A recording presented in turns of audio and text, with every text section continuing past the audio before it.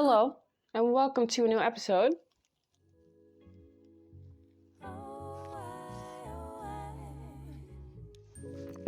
And this episode is going to be about unhelpful thoughts, toxic thoughts, unproductive thoughts, however you want to label them.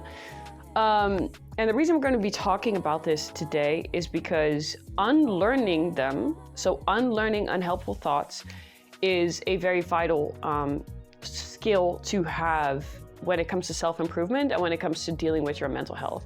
So unhelpful thoughts, basically what your demons tell you, right? So, oh my God, I'm gonna die alone. Oh my God, no one likes me. There is no benefit to thinking about these things. There's no benefit about having these thoughts. They come in all different shapes and sizes. To recognize them, when someone says something positive, when you think something positive about yourself, everything that comes after but, 9 out of 10 times, unhelpful thought. When someone goes, oh, you're so pretty, but in your head, you're like, yeah, but no. If someone says something positive about you and you feel the need to tone that down when it's more on the subject of like mental health and specific disorders. For me personally, when it comes to unhelpful thoughts, they don't really, it's when someone goes, oh, but sweetie, everybody is deserving of love. There's a little voice in the back of my head that's like, yeah, except for me. All these thoughts that channel these things are unhelpful. And if you do not challenge these thoughts, they will become part of your identity. They will feel like a second home to you. They will become true. They will become your reality. And over time, you will start identifying with it. Now, don't get me wrong. Most unhelpful thoughts weren't originally put in our heads by ourselves. Usually a parent or a bully or anyone in your formative years that criticized you, that made you insecure about something, that made you believe this toxic reality, that everybody's deserving of love but you. Everybody can be happy but you. Everybody can deal with their depression but you. You're special, right? Right? If these methods, these tools, and the way millions and millions of people before you have dealt with their depression, have dealt with their ADHD, have dealt with their BPD, and it worked for all of them, but you're special, right? Right? You're special, so it won't work for you. It worked for everybody else, and everybody genuinely felt better after doing this, but not you, because you're special. The way you challenge unhelpful thoughts and why you should challenge unhelpful thoughts is because they stop you from getting better. It puts these beliefs in your head and it makes them stronger.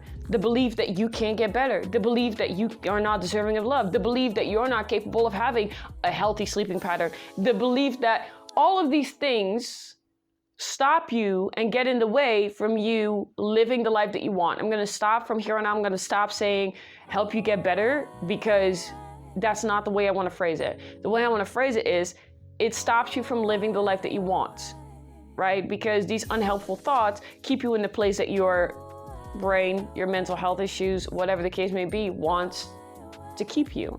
So some of the reasons why you are not living the life that you want is because you don't have the right tools. Put it like this. A skill is the ability to use a tool correctly, and a tool is a method that you use in order to achieve something, right? So challenging your unhelpful thoughts is a tool, and your ability to do that is the skill, right? That is a good thing, right? Because that means that tools can be collected, right? You can collect more tools. I have collected a lot of tools over the years that I've been in therapy, and I'm going to share most of them with you guys. Anyway, next point up, you can't fix what isn't broken. You're not broken. A lot of things that you do or don't do or struggle with are not because you're broken. A human being can be broken. Some parts of you can be functioning less than optimal. But if they're still functioning, if they're still working, if there's still some modicum of reaction there, you're not broken. And especially when it comes to mental health, 9 out of 10 times, you're not broken. Your brain's not broken. There's nothing. You're not broken. You just need to learn how to use it. There's nothing wrong with you. You're not broken. You just need to learn how to understand your brain. And that brings me to my next point. You don't know how to read your own manual. So let's say your brain was an inanimate object that you bought. It would come with the manual. You don't know how to read it. You don't know how to operate your brain. You can't make it do what you want, right? So you need to learn how to read your own manual. The way you do that is by studying your own behavior current at this time, taking a good hard look at your past, because that's where you'll find the answers as to why you are the way you are now, and then looking ahead at where you're going, looking at your future. We're going to combine all those things and spread them out into like different skills. Challenging your thoughts has to do with your future, has to do with looking at where you want to go. I want to be happy. That sounds like a lot. That sounds like a big one, but it's not a bad one. You can go, I want to be happy. Okay, cool. Am I happy now? Okay, I'm not happy now. What's in the way? What do I need to do? What do I need to change in order to get there? Right? Oh, I am not happy because I feel like shit. Okay, why do you feel like shit? I feel like shit because I don't eat enough, I don't drink enough, I don't sleep enough. And you just list every single reason as to why you're not where you want to be. And then that is where your plan begins. What do I need to overcome these hurdles to get to where I want? One of them is for sure unlearning unhelpful thoughts, right? Another point, you waste your time on trying to change the circumstances instead of adapting to them. So let's say that you get upset. You're so upset because every single time your friends hang out, you feel like they don't invite you. You feel like you're always like a second, like you're a final thought, like, you know, like you don't feel as welcome. You can sit there and complain about and can feel like shit about that, right? Or you can adapt to the situation. And that you can do in all sorts of different ways, right? Where you challenging your unhelpful thoughts is the first step for you in order to be capable of adapting to situations, because you need to have the ability, the skill to accept your reality for what it is, right? So your friends you don't feel appreciated by your friends. That is the fact of the matter, right? That is the only thing you know for a fact, because that is what you're feeling. Everything else, out of your control. You don't know that, baby. You don't know for sure. You can think you know for sure, but you don't, and you never will. So focusing on that, focusing on, oh, what are they saying? What are other people doing? Factors you can't control, waste of fucking time. Don't do that. Unhelpful thoughts. Your friends don't invite you to things. You don't feel appreciated. You don't feel included. You sitting there at home feeling shitty about it is not going to change anything. What are things that you can do? Talk to your friends. Go, hey, I really feel like you guys invite me last minute to things. I don't feel included by you guys. Like, what's going on? Open the conversation. I'm not saying that that's going to fix everything, but that is something that you can do in order to adapt to a situation. Because when your friends flat out go, yeah, we don't want you around, get the fuck out. Get up, leave, go find new friends. And I understand that being alone, or the threat of being alone, feels like the worst thing on the planet, right? I'm gonna tell you right now, it's not. Don't get me wrong, it's not always fun to be dependent on your own. It's not always fun to be alone. It's definitely not fun to be lonely. However, it is always better, and I mean that from the bottom of my heart, and I say it out loud because I have to remind myself of it sometimes. It is always better and less painful and less draining to be alone than to be surrounded by people who don't fuck with you. There's nothing more draining, there's nothing more sad, there's nothing more heartbreaking, there's nothing more spirit killing than being around people who don't fuck with you. And trust me, just the fact that they're nice to you sometimes does not mean that they fuck with you. A lot of people have trouble being genuine and being honest. Yeah, a lot of people surround themselves with people that they don't even fucking like because they don't fucking like themselves. It's that simple. That's a fact of the matter. So instead of trying to fit in and try to join a table that literally will not pull out a chair for you, look around, because probably there's a table somewhere else with people that are literally waving at you going, hey, we'd love to have you.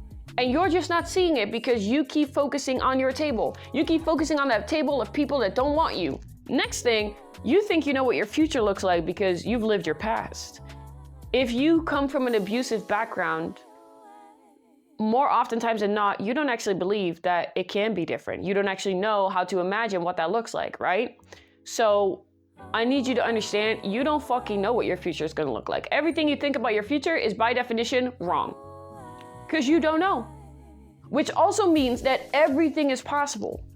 And I mean that in the most literal sense. Everything you want is possible. You just need to know how to do it. You just need to know how to get there. You just need to go, I want this, and you can have it. You just need to know how to do it. You just need to learn what you need to do to get from point A to point B, but everything is possible. I need you to realize that. Next point, a lot of y'all don't realize how much your surrounding affects you. If you're surrounded by cheaters, right, even though you swear up and down that you would never cheat, your tolerance to cheating, your tolerance to people who cheat, that tolerance is higher. Because it happens around you, because your brain automatically normalizes it. If you would grow up in a world where everybody wears green, and then you go on a vacation to a different world, to a different country, and everybody there wears blue, you're like, oh my God, what the fuck? Because that's not your norm.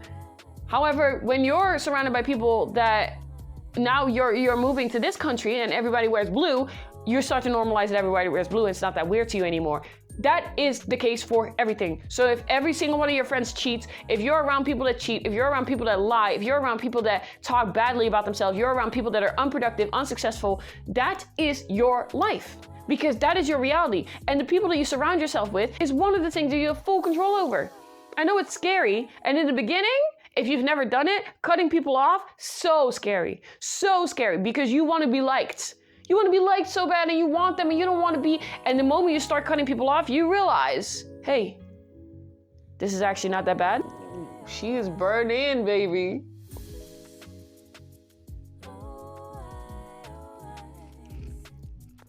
I stopped smoking tobacco, so it's crushed up chamomile, eucalyptus, and rose petals. It doesn't smoke as smoothly as tobacco, so I really have to use my lung power to inhale. I've talked a little bit about the theory and the logic behind unhelpful thoughts, but obviously you don't just want to know what they are, right? You don't just want to understand the concept of, you want to change them. You want to turn them into something else. So, I actually took notes this time. So, like I said, we call them unhelpful thoughts because that's what they are. They are unhelpful. So how you can recognize them is by a couple of markers. Usually they include have to, or not allowed, or can't. So some examples, I have to do what people ask of me. Not true. You don't have to. You don't have to do anything. And I say this a lot, right? Because I also think it's fun when people are like, you have to, you can't do this. You can't, referring to something that I just did. You can't talk to people that way. Okay, but I just did. So I proved you wrong. I can. Oh, you have to, you can't. Is that actually true though? I have to please people. I have to get people to like me. No, you don't. You want to. You want people to like you. It's different. I'm not allowed to make mistakes. You are allowed to make mistakes. Right? It's another example. I'm not allowed to make mistakes. You are allowed to make mistakes. You don't want to make mistakes. There's a big difference. It doesn't sound like a big difference, but there's a big difference between I don't want to make mistakes and I'm not allowed to make mistakes. I don't want to make mistakes is being both honest, vulnerable, and you're taking control. This is something that you don't want to happen. Right? Okay, if I don't want this to happen, what am I going to do to make sure that it doesn't? When you go, I can't make mistakes, I'm not allowed to make mistakes, who said that? Who said that? I can't give up. Yes, you can. You don't want to give up. That's taking back control. I can't give up. It's like, okay, maybe I'd want to, but I can't because X, Y, Z, all these reasons that don't really matter. I don't want to give up. That's honest. That's vulnerable. That is helpful. That is something you can do something with. That's a feeling you can investigate. They often include exaggerations, right? So I never get any compliments. No one loves me. If there's a generalization or an exaggeration in your statement, no matter what the statement is, it is by definition not true. Because you going, I never get any compliments. You probably do, you just don't register them. And that is because these unhelpful thoughts immediately challenge the positivity to death. I'll go, you look pretty. I don't know. I kind of feel fat today. I don't know. I kind of feel.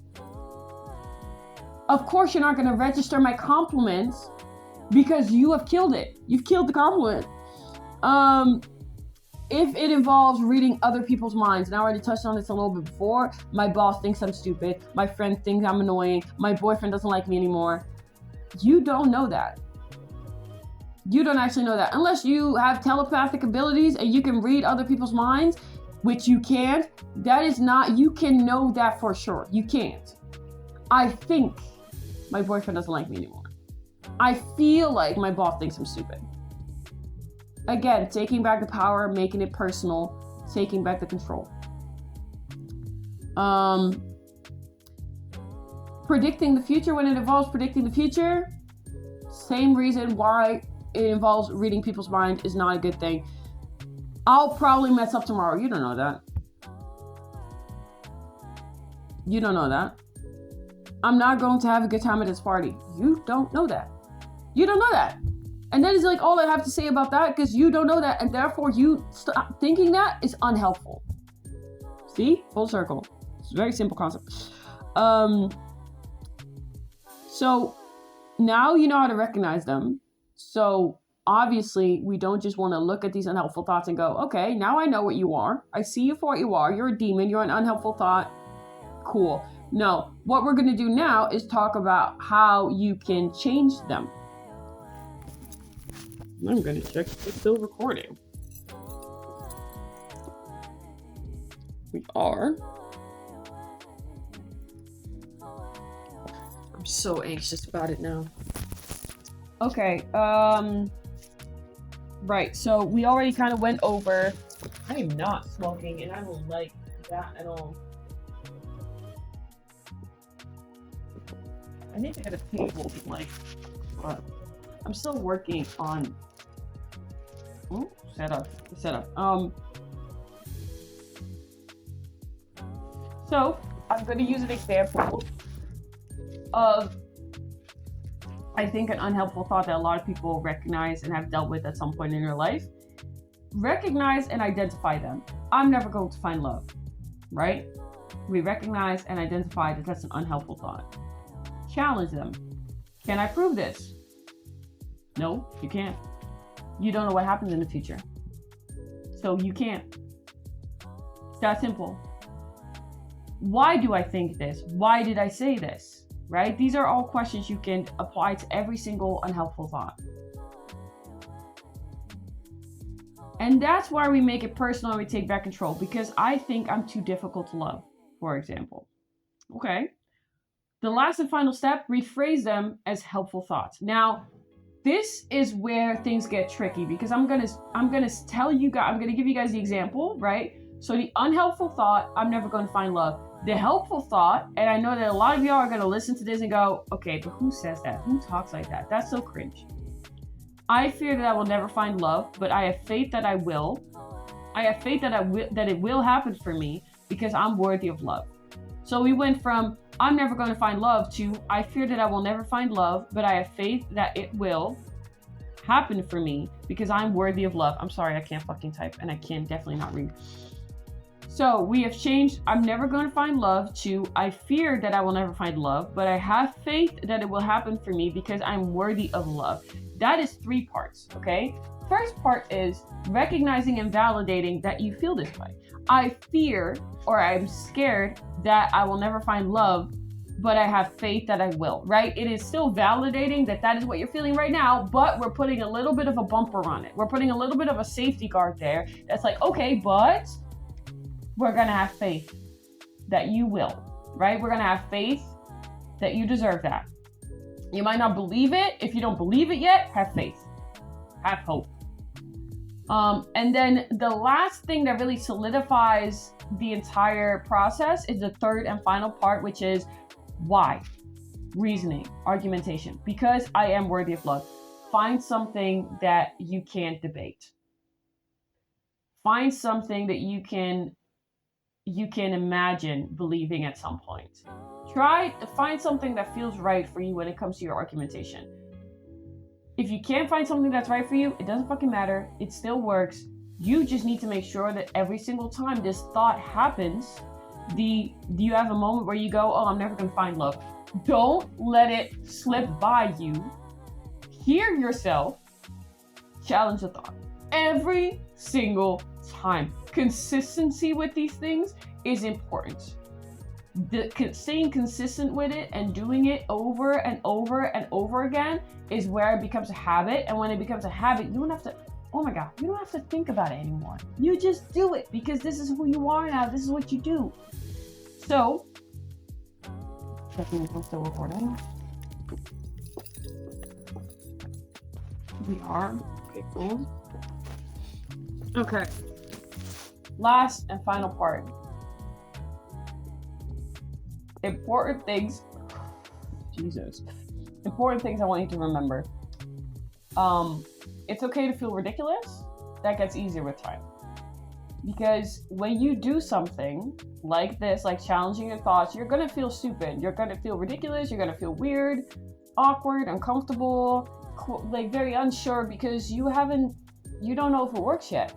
I'm telling you that it works, and I hope you motherfuckers fucking believe me. But you don't actually know that it works yet because you don't have any positive experiences with it yet. So it's all based on because other people tell you that this is something that you should do, right? So in the beginning, you're going to feel a little ridiculous. If you go from no one is ever going to love me to I fear that I will never find love, but I have faith that it will happen for me because I'm worthy of love.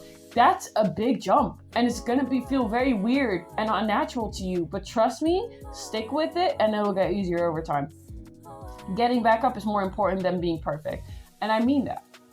I don't care that it takes you 3 months, it takes you 6 months, it takes you a year, it takes you a year and a half. If a year and a half from now you have mastered, you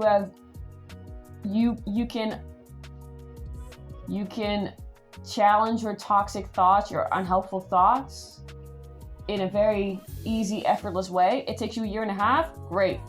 The goal is that you are going to be able to do it at some point. The goal is not, you don't have to put a time span on this.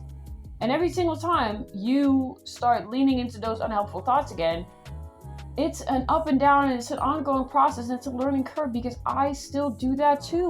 When I'm in the middle of an episode, when I feel shitty, when I feel lonely, I do it too. I try every single time. I try to challenge it, but sometimes because I've done it for so long, I have to indulge it. I convince myself I have to indulge it because it feels like home. Trust the process. Just fucking believe me, bitch. I have nothing further to say on that. I'm telling you this works. Do it and you will believe me. Trust the process. Because the reason I can say this so confidently is because, one, this is a very general therapy regimen and method that people all around, no matter what the disorder, this is something that therapists teach you when it comes to regulating your emotions. This is a skill that everybody on the planet could benefit from. So trust me when I say this works, okay? Oh, my earring is literally falling out of my ear. Also, if you don't want to believe that it would work for everybody, what else I have to say about that is it works for me. And I do this every single day. And I have been for the past few years. And my life has been, you will feel better when you do this. That is the guarantee I can give you. I cannot guarantee you that your entire life is going to turn around and you're going to be, no, I can guarantee you that you'll feel better. Challenging unhelpful thoughts is going to make you feel better. By default, that is a promise I can give you. Last but not least, involve your support team. It makes things easier. If you don't have one, like me, I see you. However, you need to make it a priority to find one. You need to, because it makes everything so much easier. Now, your support team can also be a social worker. Your support team can also be your therapist. Your support team is anyone that can help you and is willing to help you achieve the life that you want. That is your support team. It's that simple. I hope you guys enjoyed this episode. Next week's episode is going to be even more exciting because I'm going to have a guest. My guest is a guy, and the next week's episode subject is feminism. And I got a question from a friend of mine going, okay, you're doing an episode on feminism and you invited a guy? I'm like, yeah, that's exactly why. If I would have done an episode talking about race issues, right, I would have invited a white person. And the reason that I would do that, is because I'm not trying to have a whole podcast episode where we're just co-signing each other and go, oh yeah, because I don't see the point of that. I think there's a lot more value to me adding people to a conversation with a completely different perspective that I can't give you, right? The point of me inviting guests over is, one, I want these to be people that I find inspiring in one way or another, and I want them to be relatable to the subject at hand. So yes, if I'm going to be having a conversation about feminism, which feminism is not about empowering women, feminism is about gender equality. And because women were basically at like second position where men have always been first, we needed to empower ourselves because we needed to push each other up, right? That's how simple it is. It's always been about gender equality. And I think that if I'm going to have a conversation about feminism, to me, it makes sense to have someone that has a perspective and can give a perspective that I can't, right? So, also, this is just someone that I really wanted to have on the podcast. This is also someone that I've had conversations with about feminism.